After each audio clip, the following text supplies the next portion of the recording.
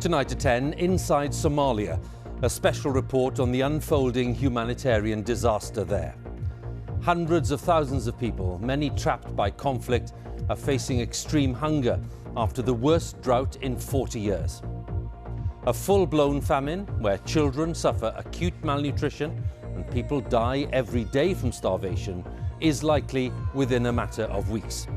300,000 people are living in famine conditions, with another 2 million on the brink of famine. So it's hard to imagine a situation more desperate, more urgent, more compelling. And we'll be talking to Andrew Harding, our Africa correspondent, about the conditions that have led to the crisis. Also tonight, in Birmingham, Prime Minister and Chancellor are dealing with more division, this time over increasing welfare benefits in line with inflation. In Ukraine, an extended report on the areas being abandoned by Russian forces and the high price that's being paid. What happened here wasn't just a defeat for President Putin, it was a complete humiliation. 2.5 years after COVID-19 struck, a public inquiry opens into the UK's handling of the pandemic. And coming up on the BBC News Channel.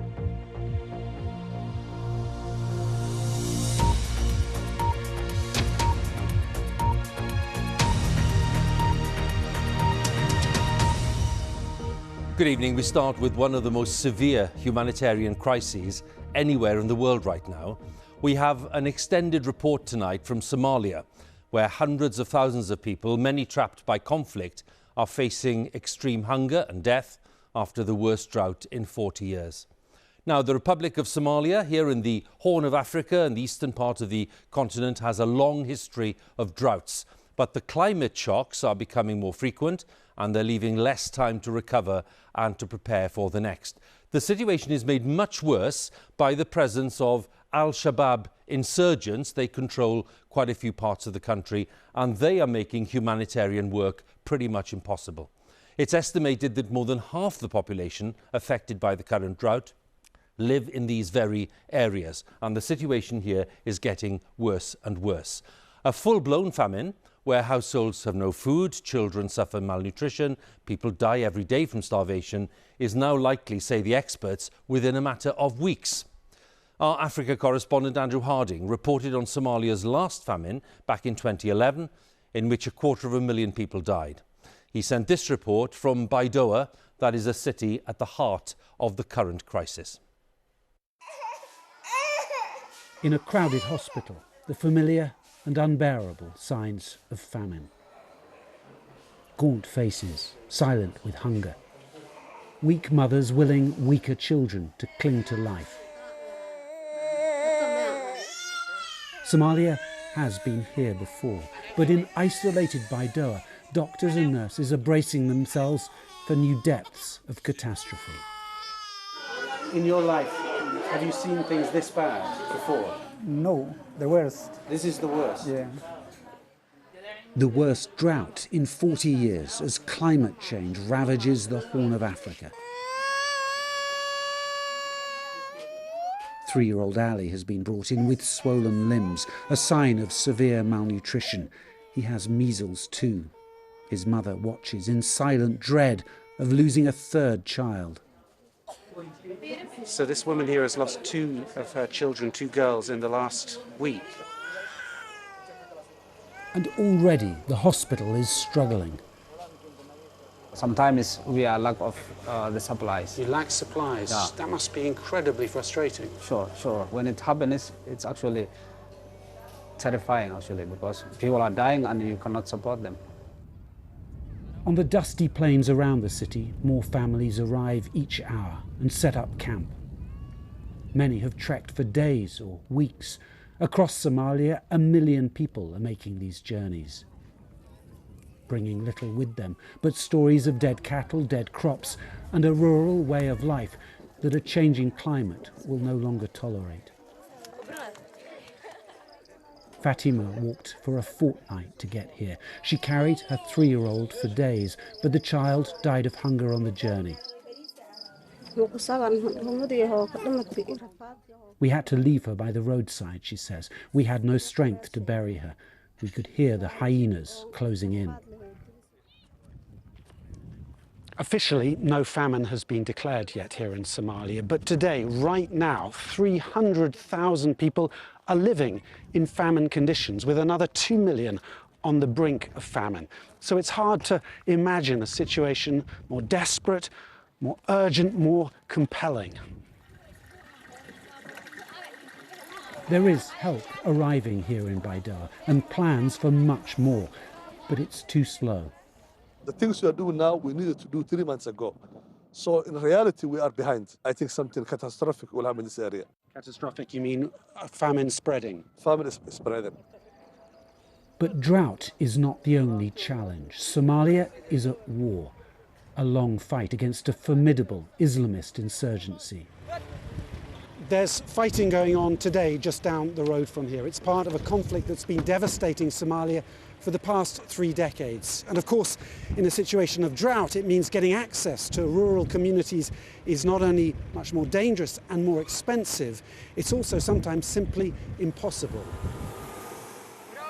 In some areas, pro-government forces are taking ground, rescuing trapped communities. But Baidoa itself remains more or less under siege, a precarious place of refuge. And while the men fight, it is Somalia's women who soldier on. Fatuma Omar recently buried her 10-year-old son Salat in the camp just here beside their makeshift tent. It's not much of a grave, but life has taught Fatuma resilience. She has 4 more children to look after. I cannot grieve for my son. There's no time, she says. I need to find work and food to keep the others alive. Listening to her is 11-year-old Diro. But the mention of his favourite brother is too much for him.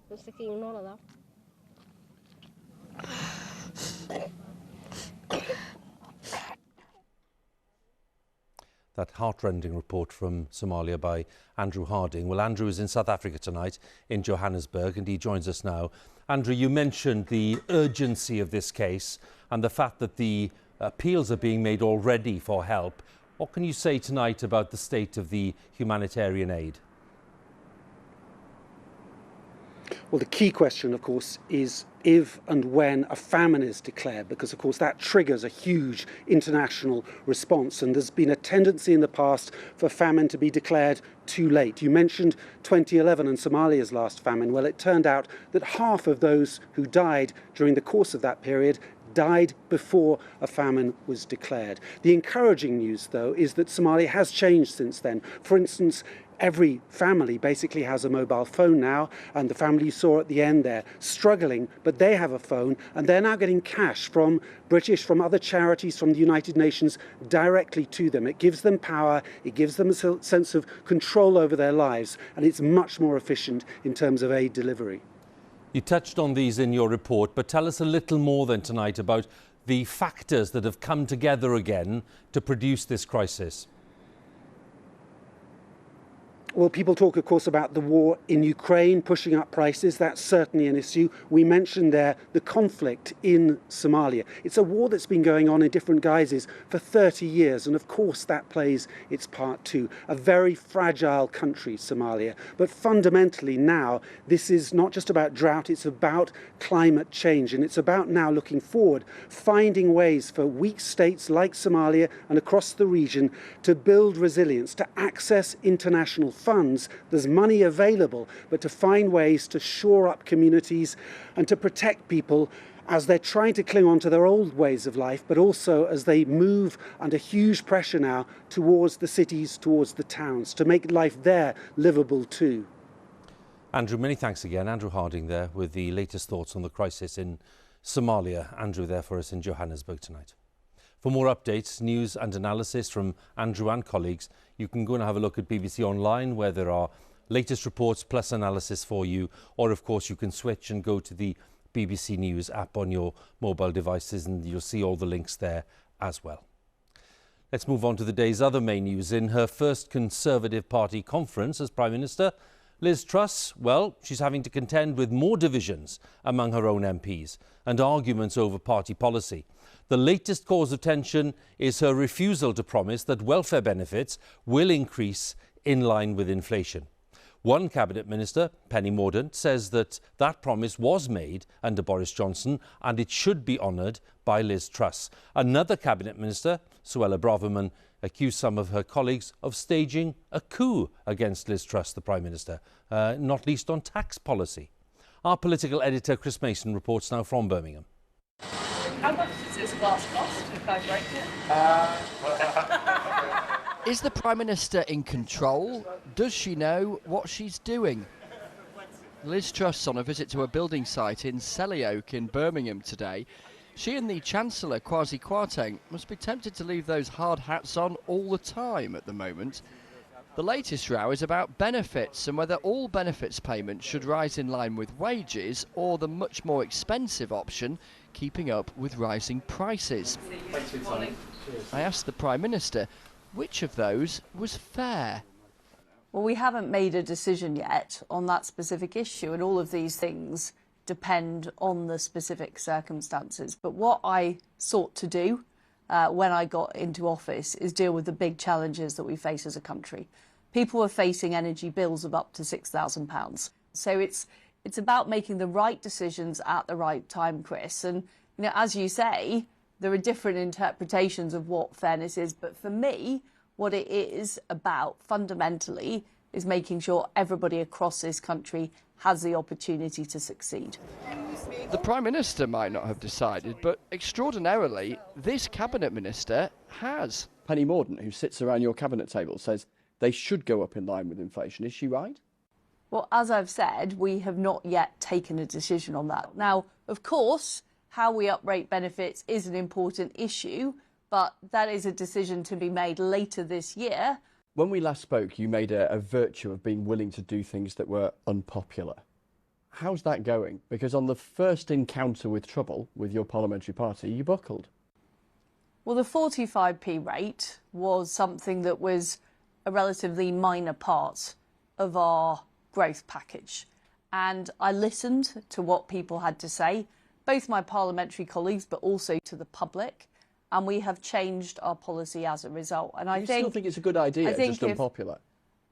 I would like to see the higher rate lower. I want us to be a competitive country, but I have listened to feedback. I want to take people with me. Transparently, loads of Conservatives and plenty in the country were not with her on cutting tax for the best paid, and the idea has gone, at least for now. This is a party not at ease with itself right now. Listen to how the Home Secretary describes some of her own backbench colleagues. Ultimately, I'm very disappointed that members of our own parliamentary party staged a coup, effectively, and undermined the authority of the Prime Minister in an unprofessional way. So how does Liz Truss judge her opening month in the job? It's 4 weeks to the day since you became Prime Minister. As a direct result of your experiment, people are going to be paying more for their mortgage or rent. As a direct result of your actions, your party's been in open revolt, and opinion polls suggest that you're tanking with the electorate. It's been a disaster, hasn't it? Well, I don't agree with that analysis. Well, what bit of it's wrong? If you look at where we were 4 weeks ago, people were facing energy bills of up to £6,000. We have taken action to keep taxes low, and the to make sure. And the opinion polls. What I care about, Chris, is doing the right thing by the British people. And of course, you know, I've never pretended this would be easy, but what I have done is I've acted decisively. We've got those tax cuts that I promised. This is how we are going to put the United Kingdom on a successful long-term footing. This has been a difficult, at times excruciating few days for the Conservatives. Tomorrow, the Prime Minister takes to the stage for her conference address, eye to eye with party members and the country. Chris Mason, BBC News in Birmingham. Well, as we heard earlier, Boris Johnson had promised that working age benefits would go up in line with inflation.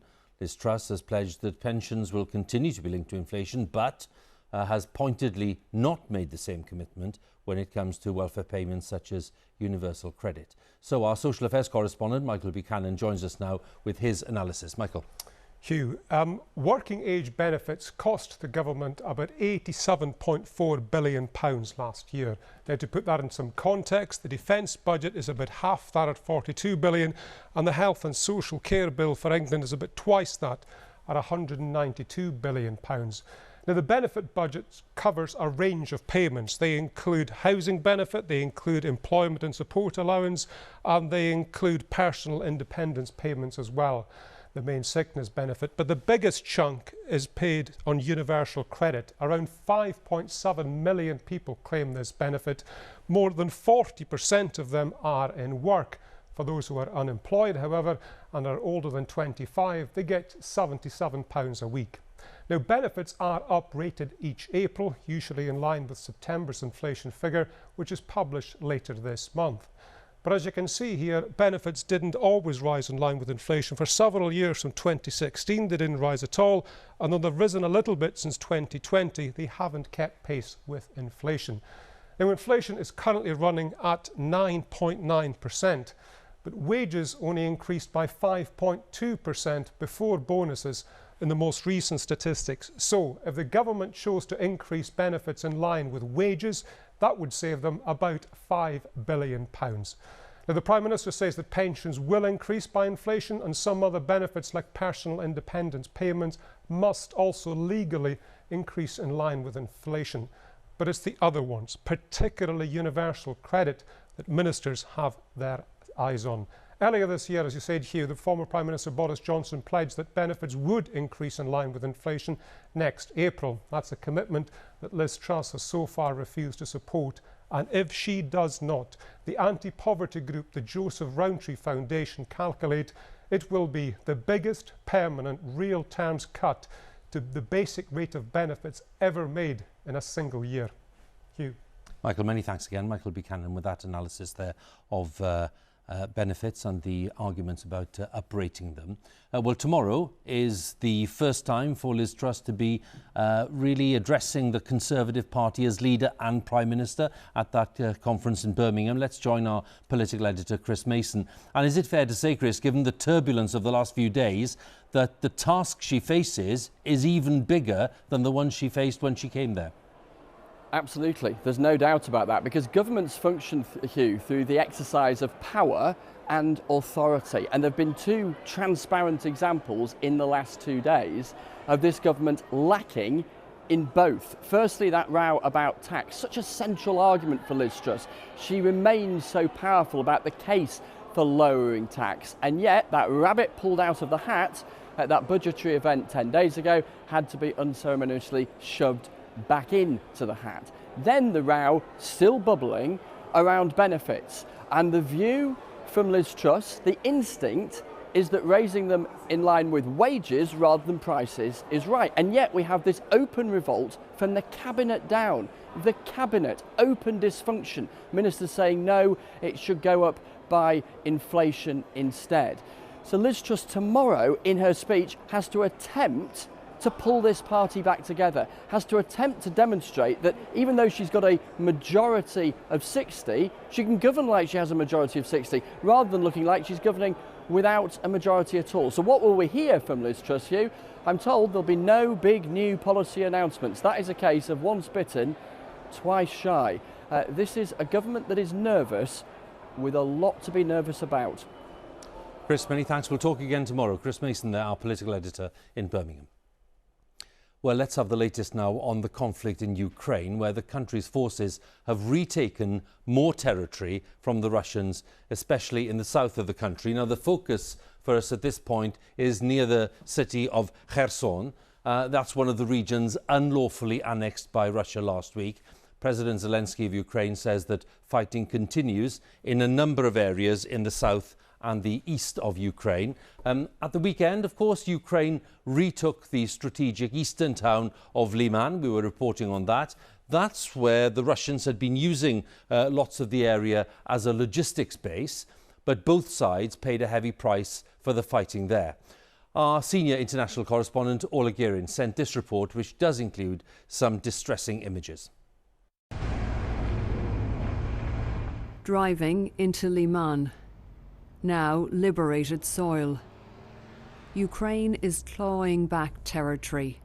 It has the momentum, but among the ruins, victory can look bleak. Further in, a journey to the heart of battle.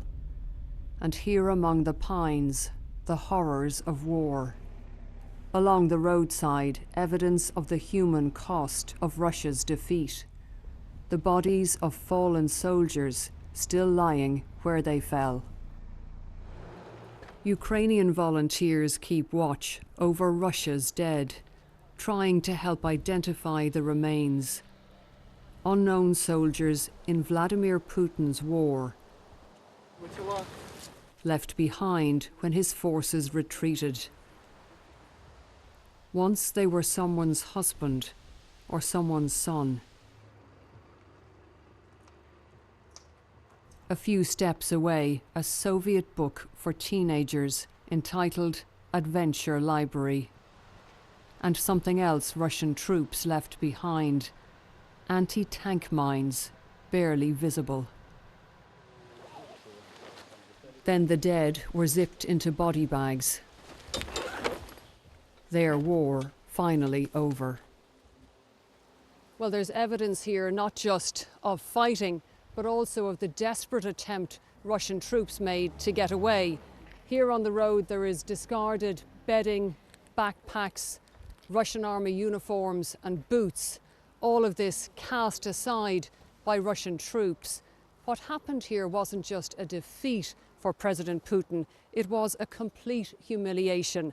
Last Friday, he announced to the world that he was annexing territory, including Liman. He said it would be forever Russia's. Well, looking around here, you get a very different picture.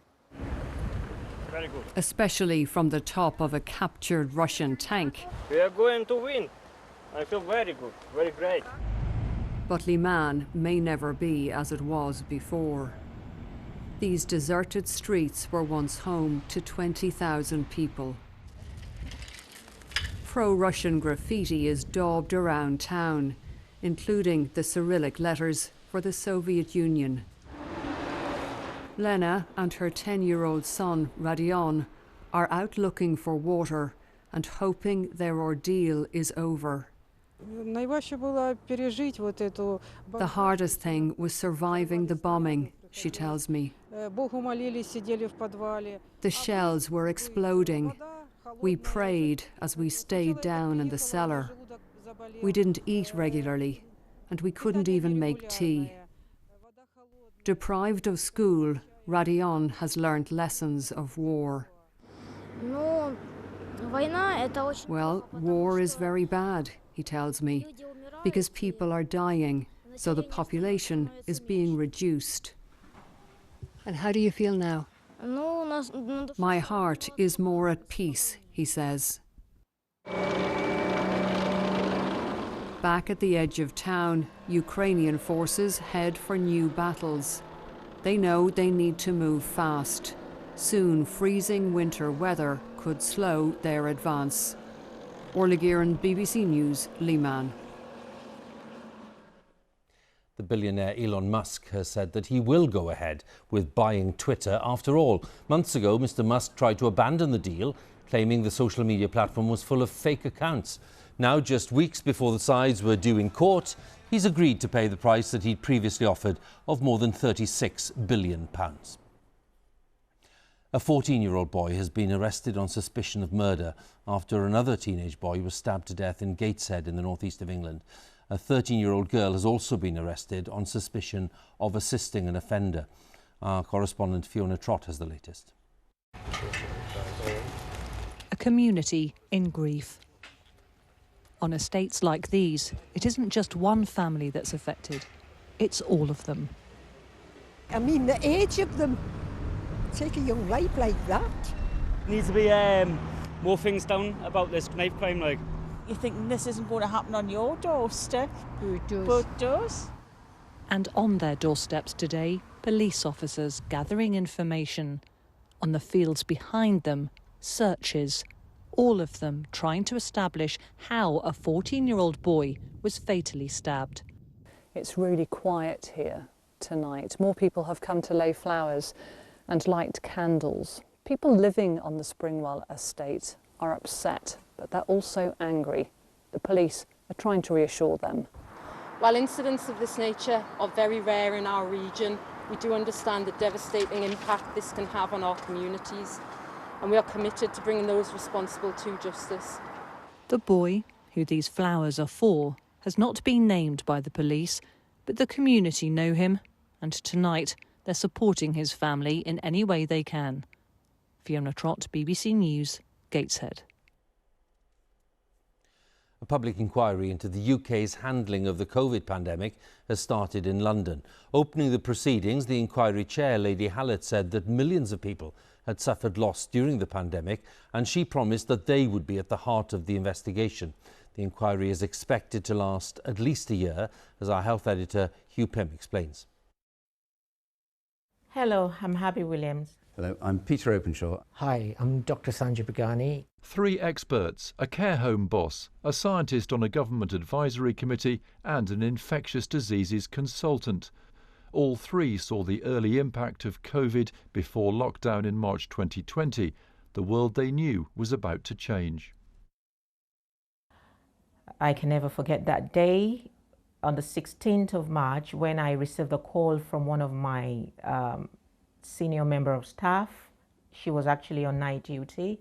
She called me about 2 a.m. in the morning and said, Abby, I'm sorry to tell you that we have a first COVID case. How did you feel when you lost your first resident? I cried. I did cry. And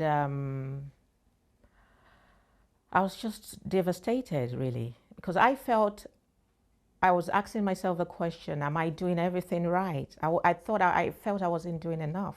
It was a telephone call with one of my infectious diseases colleagues in Milan. And he was like, Sanjay, I haven't had any sleep at all this week. Our intensive care unit is completely full. Our ward is completely full.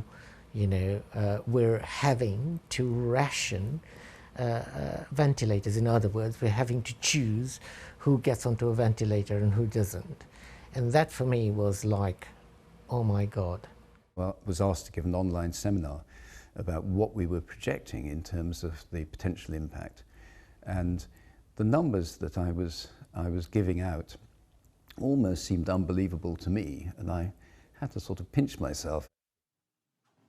Today, the inquiry chair said one word summed up the pandemic: loss. Those who were bereaved lost the most. They lost loved ones and the ability to mourn properly. It is therefore right that we begin this first hearing with a minute's silence for those who died. Witnesses will be called from next spring, and that'll include those ministers who made the key decisions at the time. Huw, BBC News. Some football news, and in tonight's Champions League, Liverpool beat Rangers 2-0 at Anfield. And for Spurs, it was a frustrating night in Germany, as Andy Swiss reports. Blockbuster. Liverpool against Rangers for remarkably the first time ever in a competitive match. Time running out, Rangers finally stirred. Matondo's effort brilliantly cleared off the line by Tsimikas as the visitors so nearly found a late goal. But it was... Time is 10:30 and time for a look at the weather with Nick tonight. Hi, Nick. Hi, scanning through our weather watcher pictures this evening. Sunset views as good as the one behind me. We're limited to those areas that had some sunshine to end the day. That was mainly across northern Scotland. For the rest of us today, there's been a lot of cloud around. You may have seen some rain. In fact, the rain just edged further south into parts of England and Wales. But over the past few hours, look at what's been happening. The rain is surging northwards again, already very wet through much of Northern Ireland. It's pushing in across more of Scotland from weather fronts, taking that rain north, but then tomorrow it goes south again. I know it's hard to keep up, isn't it? Eventually, though, that will clear away to sunshine and showers for most of us tomorrow afternoon. But a very wet night in Northern Ireland. Across much of Scotland, there will be a lot of standing water to begin the day tomorrow, so some difficult conditions on the roads, some heavier bursts of rain towards Wales and northwest England, and strengthening winds as well later in the night. This is 8 o'clock in the morning. Already a sign of the next type of weather to come in Scotland, with the showers pushing in towards the west that will then feed further easter in the day as it brightens up. So the rain will will clear away quite quickly in Scotland. Already most of it at this stage is out of the way from Northern Ireland, but a wet, windy start, northwest England, Wales, the brighter colours indicating the heavier burst. And if you're checking out these temperatures, it is such a mild start to the day through Wales and England in particular, and a dry start in East Anglia and the southeast. It's into the afternoon here before we see some rain, and it will be very late in the day before some, not all of us here, will brighten up, whereas elsewhere across the UK we see the sunshine coming through into the afternoon, scattered heavy and blustery showers. It's a windy day. These are some of the gusts, and some of the coasts and hills towards the north and west of the UK could well see some gusts at times in excess of 50 miles per hour. And it will feel much fresher once the rain has cleared on through, so we're talking about temperatures in the mid to low teens. Further showers around Wednesday night and into Thursday, rain moving south on Friday, and for the weekend the drier day more widely is Saturday. Looks like some more rain heading in towards the north and west on Sunday. That's how it's looking, Huw. OK, Nick, thanks very much. Nick Miller there with the latest on the weather. That's BBC News at 10 on Tuesday the 4th of October. More analysis coming up on the day's main stories on Newsnight with Victoria tonight, and she's in Birmingham at the Conservative Party conference. They've just got underway there. And here on BBC One, of course, our colleagues in the nations and regions all standing by with the news wherever you are tonight. So from all of us on the 10 o'clock team, thanks for watching and good night.